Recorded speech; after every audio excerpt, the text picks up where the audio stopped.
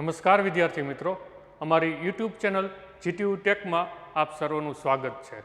આજે આપણે physics સબ્જેક્ટમાં classical મિકેનિક્સનો ટોપિક જોશું. તો આ ટોપિકની અંદર પહેલો પોઈન્ટ છે સર્ક્યુલર મોશન. સર્ક્યુલર મોશનની અંદર આપણે બે પ્રકારની મોશન જોવાની છે. પહેલું છે એન્ગ્યુલર મોશન. તો એન્ગ્યુલર મોશન એટલે શું? એન્ગ્યુલર મોશન એટલે produce angular motion movement has to occur around the axis. એટલે કે એક્સિસની એરાઉન્ડ કોઈ પણ વસ્તુ છે એ ગોળ રોટેશનમાં ફરતી હોય તો એને એન્ગ્યુલર મોશન કહેવામાં આવે. ખાસ સમજો, એક્સિસને એરાઉન્ડ છે સર્ક્યુલર મોશનમાં થતું હોય છે. બીજો પોઈન્ટ છે લિનિયર મોશન. તો બધાને ખબર જ હોય છે લિનિયર મોશન એટલે શું. લિનિયર મોશન એટલે it is described by the straight line motion, એટલે કે સ્ટ્રેટ લાઇન મૂવમેન્ટ. તો એ પોઈન્ટથી કોઈ પણ ઓબ્જેક્ટ બી પોઈન્ટ સુધી સ્ટ્રેટ લાઇનમાં ગતિ કરશે, મોશન કરશે તો એને લિનિયર મોશન કહેવાય. અને જો કોઈ ઓબ્જેક્ટ છે પોતાની એક્સિસને ફરતે ગોળ ગોળ રોટેશનમાં ફરશે તો એને એન્ગ્યુલર મોશન કહેવામાં આવશે.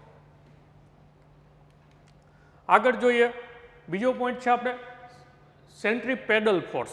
ખાસ સમજો સેન્ટ્રીપેડલ ફોર્સ. સેન્ટ્રીપેડલ એટલે શું કહેવાશે? તો force acting on a object in curvilinear motion directed toward the axis. ખાસ સમજો ટુવર્ડ ધી એક્સિસ એટલે કે એક્સિસની અંદર, એક્સિસની પોતાની બાજુ ફોર્સ લાગતો હોય, એક્સિસની સાઈડમાં ફોર્સ લાગતો હોય તો એને કહેવાશે સેન્ટ્રીપેડલ ફોર્સ. એટલે કે અહીંયા જુઓ, તમને એક ફિગરમાં દેખાય છે કોઈ આ ઓબ્જેક્ટ છે ગોળ રોટેશનમાં ફરે છે અને એ ઓબ્જેક્ટ ઉપર જે ફોર્સ લાગતો હોય એ ફોર્સ છે એ ફોર્સ એક્સિસની બાજુમાં એટલે કે એક્સિસની અંદરની સાઈડ જો લાગે તો એને સેન્ટ્રીપેડલ ફોર્સ કહેવામાં આવશે. બીજો પોઈન્ટ છે આપણે સેન્ટ્રીફ્યુગલ ફોર્સ. ખાસ સેન્ટ્રીફ્યુગલ એટલે circular motion which act along the radius and directed away from the center of the circle. એટલે કે કોઈ પણ સર્કલના સેન્ટરથી અવે એટલે કે દૂર બહારની સાઈડ ફોર્સ લાગે તો એને સેન્ટ્રીફ્યુગલ ફોર્સ કહેવામાં આવે. તો અહીંયા એક ઇમેજમાં જુઓ, ખાસ તમને દેખાશે. બધાય તમે મેળામાં ગયા જશો અને આ રીતના મેળાની અંદર બેઠા જશો તો મેળામાં બેઠા હશો પછી ચાલુ થાય ત્યારે તમને ફોર્સ કેવો લાગશે? સેન્ટરથી બહારની બાજુ ફોર્સ લાગે છે. તો આ જે ફોર્સ લાગ્યો હોય એને સેન્ટ્રીફ્યુગલ ફોર્સ કહેવામાં આવે. ખાસ સેન્ટ્રીપેડલ ફોર્સ અને સેન્ટ્રીફ્યુગલ ફોર્સ બેયમાં શું ડિફરન્સ છે એ સમજવાનું છે. આગળ જોઈએ, બીજો પોઈન્ટ છે વર્ક. વર્ક એટલે શું? ખાસ વર્ક એટલે આપણને મિનિંગ તો ખબર હોય પણ એક્ઝેક્ટ ડેફિનેશન ખ્યાલ હોતો નથી. તો વર્કની ડેફિનેશન જોઈએ. whenever force act on a body, એટલે કે કોઈ બોડી ઉપર ફોર્સ લાગે છે ત્યારે body અંડરગો displacement in the direction of force. એટલે કે બોડી છે એ જ ડાયરેક્શનમાં, જે ડાયરેક્શનમાં ફોર્સ લાગે છે એ જ ડાયરેક્શનમાં ડિસ્પ્લેસમેન્ટ થાય એટલે કે સ્થળાંતર થાય તો એને કહેવાય વર્ક. એટલે કે અહીંયા એક ઓબ્જેક્ટ બતાવેલો છે. આ ઓબ્જેક્ટ ઉપર ફોર્સ લેફ્ટ ટુ રાઇટ લાગે છે અને એ બોડી લેફ્ટમાંથી રાઇટ બાજુ ડિસ્પ્લેસમેન્ટ એસ ડિસ્ટન્સ કાપે છે, ડિસ્ટન્સ સ્થળાંતર કરે છે તો એ બોડી ઉપર વર્ક થયું છે એવું કહેવાય. તો એ વર્કની ડેફિનેશન ઉપરથી એનું ઇક્વેશન આપણને ખાસ ખબર પડવી જોઈએ કે વર્કનું ઇક્વેશન શું થાય. તો વર્કનું ઇક્વેશન છે force multiply displacement. Work is equal two force multiply displacement. એનો યુનિટ છે જૂલ. રેડી? ખાસ યાદ રાખજો, વર્કનો એસઆઈ યુનિટ છે જૂલ. અને બીજો યુનિટ પણ એક બને એનો આપણને બધાને ખબર છે કે ફોર્સ છે એનો યુનિટ ન્યૂટન થાય અને ડિસ્પ્લેસમેન્ટ છે એનો યુનિટ થશે meter. Ready? Newton into meter. તો વર્કનો યુનિટ બીજો આ પણ છે. એટલે આવો તમને એમસીક્યુ પણ પૂછાય. ઓપ્શનમાં તમને બંને આપેલા હોય, જૂલ અને ન્યૂટન મીટર, તો બંને ઓપ્શન સાચા હોઈ શકે. રેડી?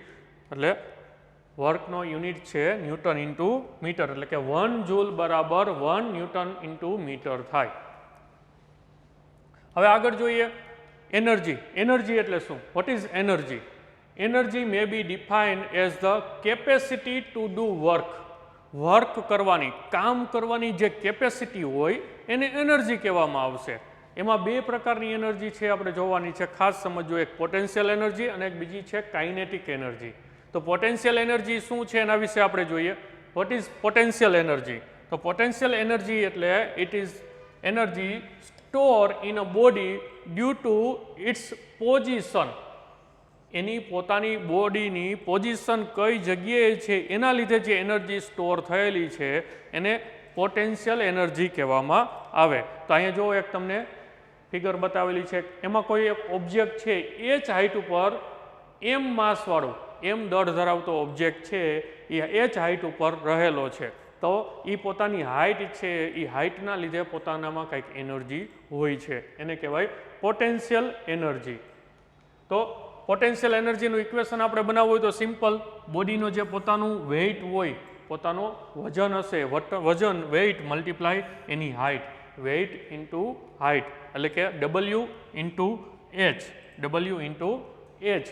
તો બીજું આનું ઇક્વેશન આગળ, W એટલે વેઇટ, વેઇટ એટલે વજન, વજનનો મિનિંગ આપણને ખબર છે, પોતાનું માસ મલ્ટીપ્લાય જે ગ્રેવિટીનો જે ફોર્સ લાગે છે એ ગ્રેવિટી એટલે કે M into G, M into G. W એટલે શું થશે? M ઇન્ટુ G અને H તો છે જ મલ્ટીપ્લાયમાં. તો આખો ઇક્વેશન શું બનશે? પોટેન્શિયલ એનર્જી એટલે mgh.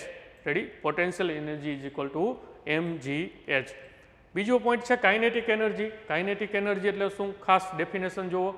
Energy possessed by a body by virtue of its mass and velocity.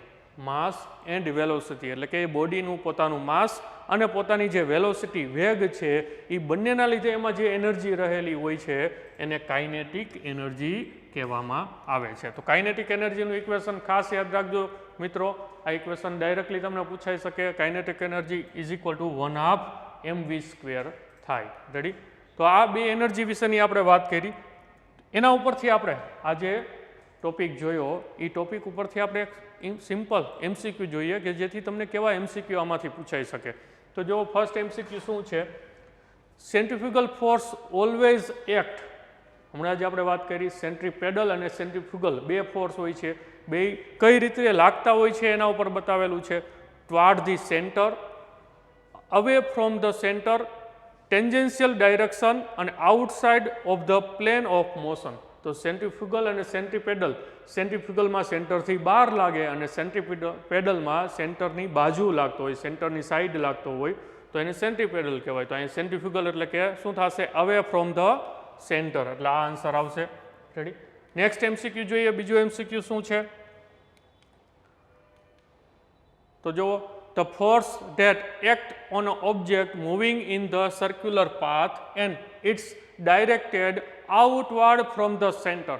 એટલે કે કોઈ ઓબ્જેક્ટ છે એ સર્ક્યુલર પાથમાં મૂવિંગ થાય છે અને એના ઉપર ફોર્સ લાગે છે, તો એ ફોર્સ છે એ સેન્ટરથી આઉટવર્ડ ડાયરેક્શનમાં. તો ફરીથી જુઓ, હમણાં આગળ પૂછ્યો એને થોડોક ટ્વિસ્ટ કરીને પૂછ્યો છે કે સેન્ટરથી બહારની ડાયરેક્શનમાં, આઉટવર્ડ ડાયરેક્શનમાં લાગે છે એવા ફોર્સને શું કહેવાય? તો આગળ આપણે MCQ જોયો એના જેવો જ થશે, તો એને કહેવાશે સેન્ટ્રીફ્યુગલ ફોર્સ. રેડી? તો આવા તમને MCQ પૂછાતા હોય છે, તો ખાસ આ રીતના MCQ તમારે તૈયારી કરવાની હોતી રહેશે. તો થેન્ક યુ વેરી મચ વિદ્યાર્થી મિત્રો. આજનો ટોપિક આપણે જે જોયો ક્લાસિકલ મિકેનિક્સની અંદર, તો અમારા આ વિડીયોને જોવા બદલ થેન્ક યુ.